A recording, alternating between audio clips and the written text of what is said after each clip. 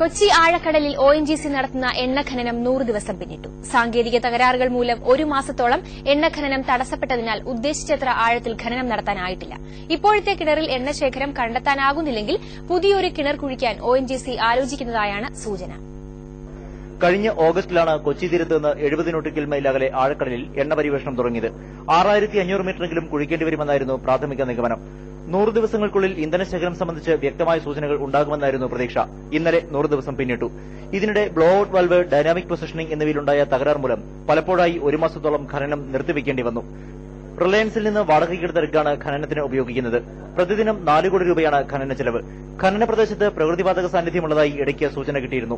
ഇപ്പോൾ ഖനനം 5100 മീറ്റർ പിന്നിട്ടു. ഈ സാഹചര്യത്തിലാണ് ഖനനം നടത്തുന്ന കിണറിൽ ഇന്ധന സാന്നിധ്യമുണ്ടോ എന്ന കാര്യത്തിൽ സംശയമുയരുന്നത്. ഇപ്പോഴത്തെ കിണറിൽ ഇന്ധന സാന്നിധ്യം കണ്ടെത്താനാകുന്നില്ലെങ്കിൽ പ്രദേശത്ത് വേറെ കിണറുകൾ കുഴിക്കുന്നതിനെക്കുറിച്ച് ONGC ആലോചിക്കുന്നുണ്ട്.